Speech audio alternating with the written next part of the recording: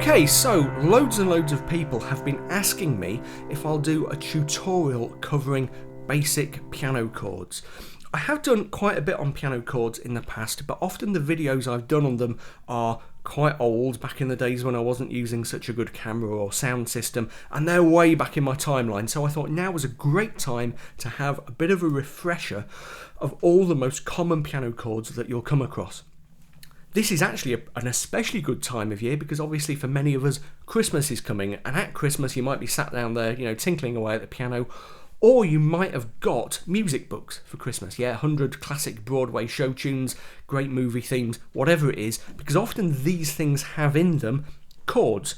They often have fairly lame piano arrangements actually, but if you can read the chords and you can read or you know a bit of the melody, you can pick the thing out on the piano keyboard without having to mess around with these, often rather second-rate piano arrangements. So, with that in mind, in this video we're going to go through all of those chords. It's going to be a bit of an epic, okay? So I've got my coffee ready to go because I'm going to need it.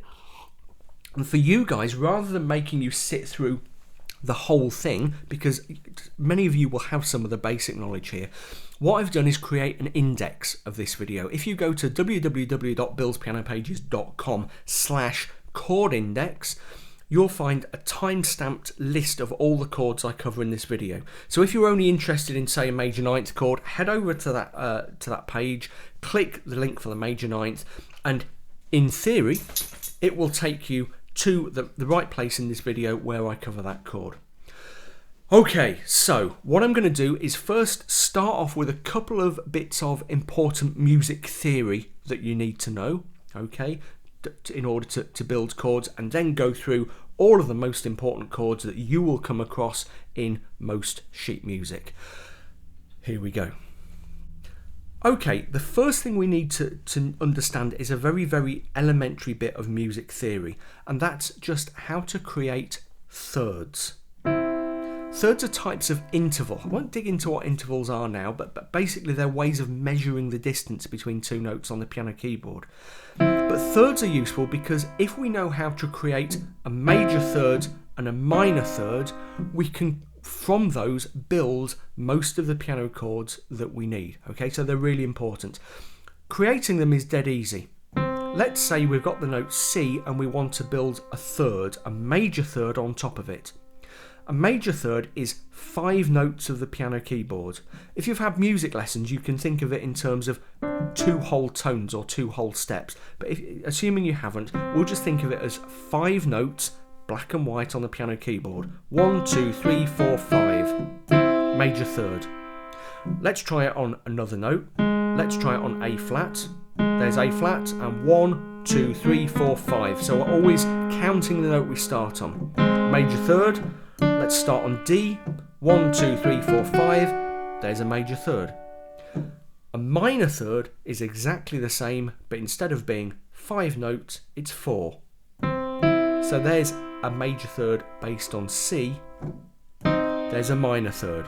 1, 2, 3, 4, 5 gives us the major third. 1, 2, 3, 4 gives us a minor third. There's the major third built on A flat again. 1, 2, 3, 4, 5.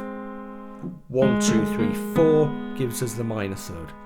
If all that is new to you, I suggest what you do now is just take 5 or 10 minutes, sit down at your piano and just practice building major thirds and minor thirds, 5s and 4s if you like, on the piano keyboard, because you'll find it really useful for what follows. Okay, the other tiny little bit of theory we need to look at is the idea of voicings and inversions. For the sake of brevity, all of the chords I'm going to look at are going to be built in what we call root position in their most simple form. Okay, so when we look at the chord of C in a few minutes, we'll look at it like that. But it's really important to understand that you don't have to play the chord of C like that. Any combination of the notes C, E and G is a chord of C. So that's a chord of C, that's a chord of C, that's a chord of C. I'm going to go out of shot, that's a chord of C. Okay, so if you look at that, you'll see that the notes I'm using are all C's, E's and G's. Doesn't matter that I'm using loads of C's, only 2 G's and 1 E. Doesn't matter, it's still a chord of C. We call those different voicings. If we're just using the 3-note triad or the 4-note chord and we go like that, we call those different inversions. You don't really need to know the different the difference between voicings and inversions. It's quite subtle, but sometimes they get used interchangeably. The main thing to remember is I'm going to teach you these chords in the most basic form.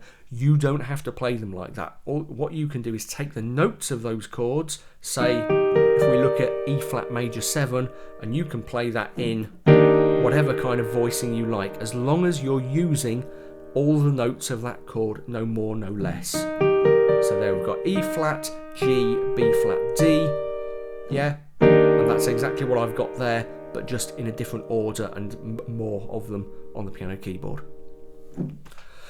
Okay, so let's begin to look at our first chords. First one we're going to look at is the simple major chord, and we'll use C major. Remember we were talking about thirds back at the start, okay? A major chord is just a major third with a minor third stacked on top of it. 1, 2, 3, 4, 5, major third.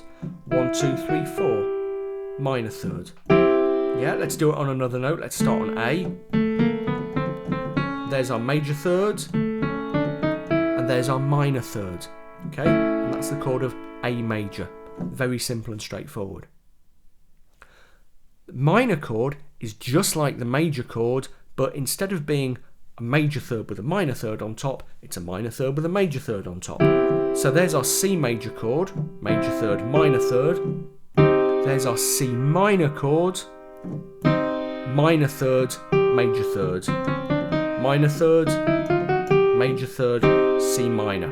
Yeah, of course the other way you can do it is just to find the major chord and drop the middle note, if you've got it in its root position, just down one semitone, 1/2 step. Okay, very, very simple and straightforward. And remember, you can take that chord and play it in lots of different inversions. Okay, now we're going to cover the next most common category of chord, the 7th. And the most common type of 7th chord you will come across is what we call the dominant 7th chord.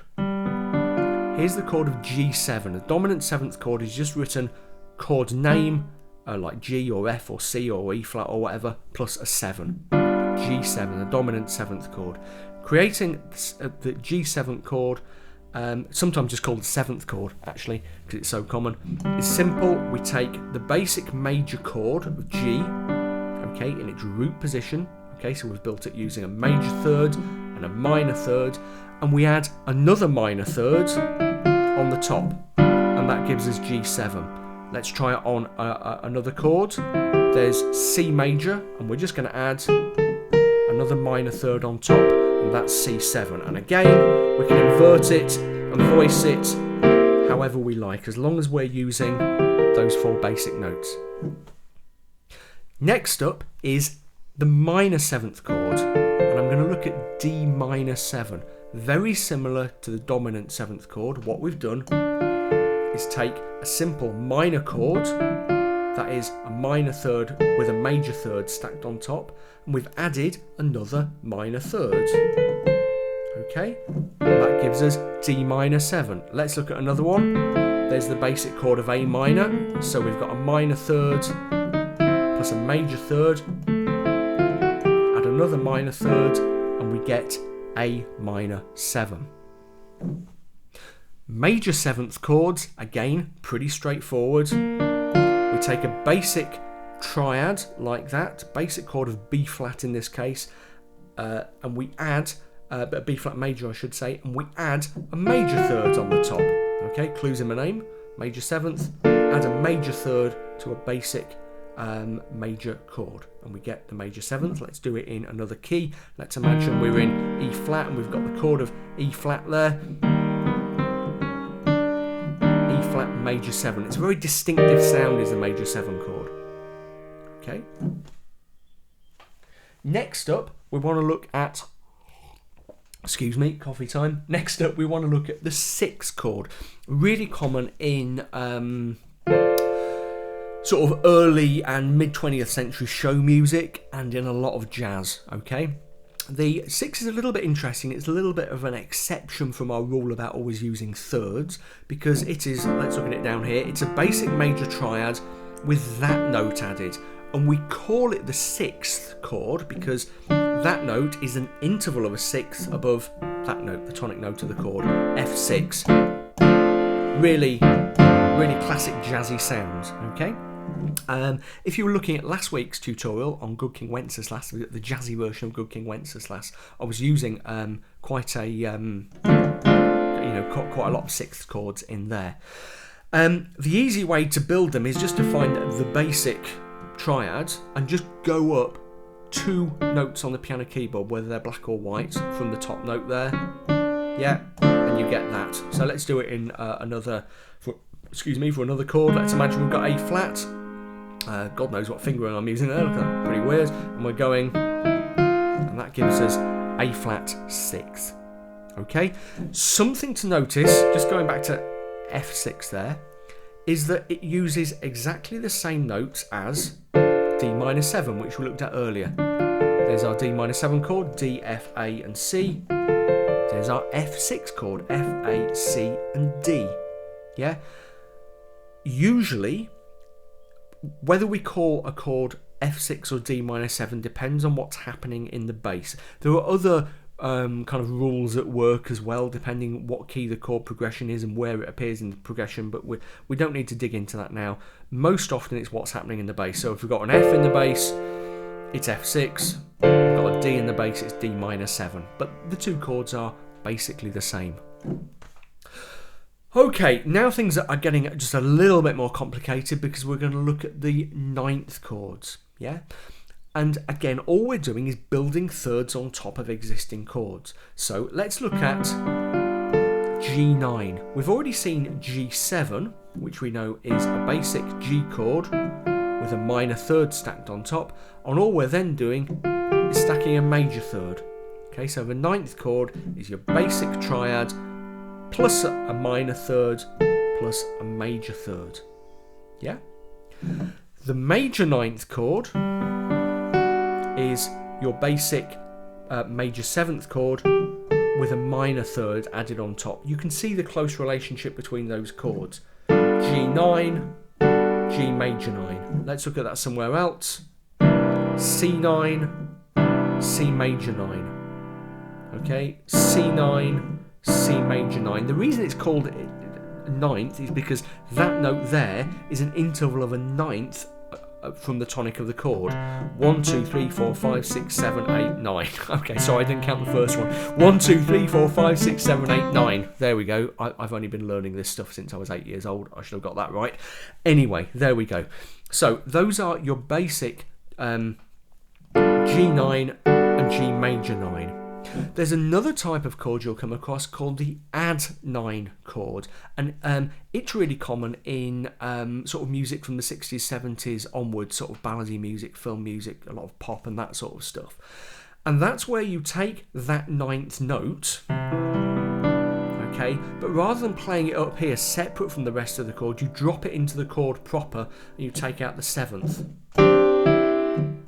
Okay, so that is what we would call C add 9. We've taken a basic C chord and we've added that 9th note, but down here in the heart of the chord. Often in C 9th chords, you'll voice them so you don't get a tight cluster of notes together. You might voice it like that. Very distinctive, warm sound is the add 9. Danger, danger, danger. Sometimes some naughty, naughty, lazy arrangers will notate that chord as C9, and it's not, because we know that that is C9, okay? But sometimes you'll see chords like that notated as C9, so then you just have to use a bit of common sense and work out whether that is right or not.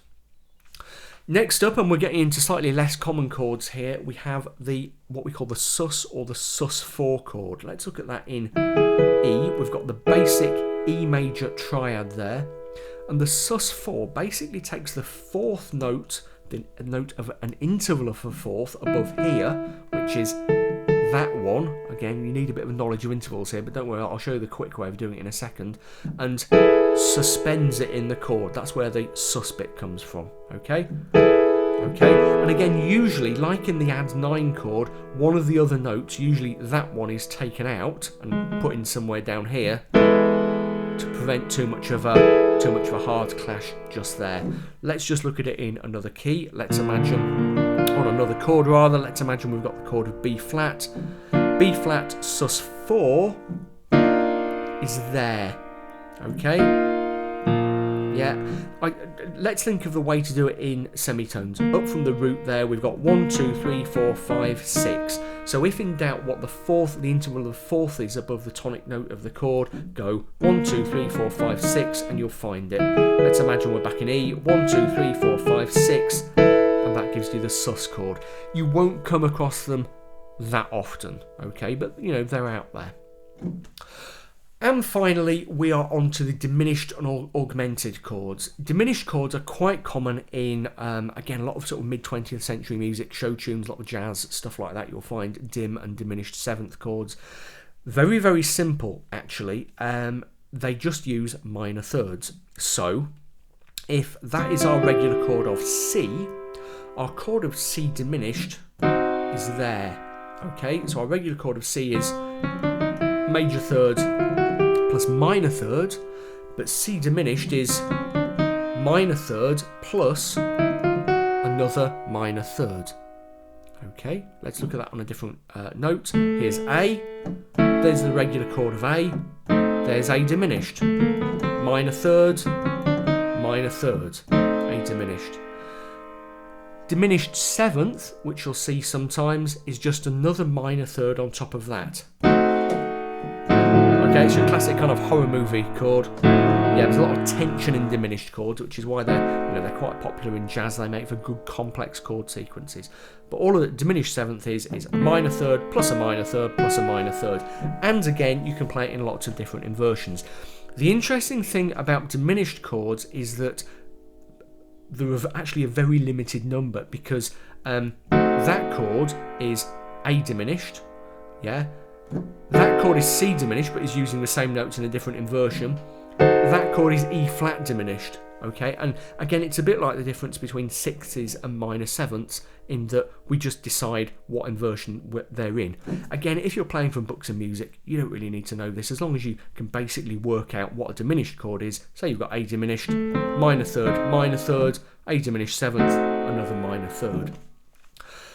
Finally, the augmented chord. Again, not that common these days, but you will find it in quite a lot of show tunes and jazz, especially stuff from the 1920s, 1930s. Songwriters back then went through a bit of a phase of using augmented chords. Really simple. Basic major chord, but take the top note of the chord, what we might call the fifth if we know a bit of music theory, and just sharpen it by one note. So C augmented. A augmented, okay? C augmented, and again they're a bit like diminished in that if you do this, you've then got the chord of E augmented and G sharp augmented, okay? But again, you know, the close relationship between augmented chords is not something you really need to understand. Just to build one, if you see augmented chord, create the basic major chord, and take the top note up one single semitone, one single half step. Okay, let me have a slurp of my coffee, because I feel I've earned it charging through those. There are other chords out there. You'll see things like sharpened fifths and flattened ninths and all kinds of other things, but they are less and less common. And often they contain instructions about how to build themselves. Okay, so if you see C7 flat fifth, okay, you can kind of work that out for yourself if you know that's the fifth note of the chord, and you know, various other bits and pieces like that. Okay, hopefully that kind of epic run through was useful for you. Just a couple of plugs, as usual. I'll plug my book, How to Really Play the Piano, the stuff your teacher never taught you, which contains all of this knowledge. Okay, and goes through it in a rather more leisurely way. So that, you know, there's a suspended fourth chord, a sus or sus4 being explained. The whole kind of first chapter is about chords and harmony. Yeah, so if you want to know this stuff in detail, how to really play the piano, I have to say is a pretty good buy. £14.95 for the print edition, £9.95 plus tax for the digital download. Also, just a quick mention for my Patreon crowdfunding campaign. Do please check it out. I'm just running a crowdfunder at the moment to help me create more time, to pay for more time to work on the channel. You can check that out at patreon.com/Bill Hilton. I'll include a link. I'll include links in sort of annotations and YouTube cards and all kinds of crazy things, and probably in the link to in the description of the video as well. Right, I need to go and lie down in a darkened room after all that. Hope it was useful. If you're celebrating Christmas, have a fantastic Christmas, and I will see you in 2016.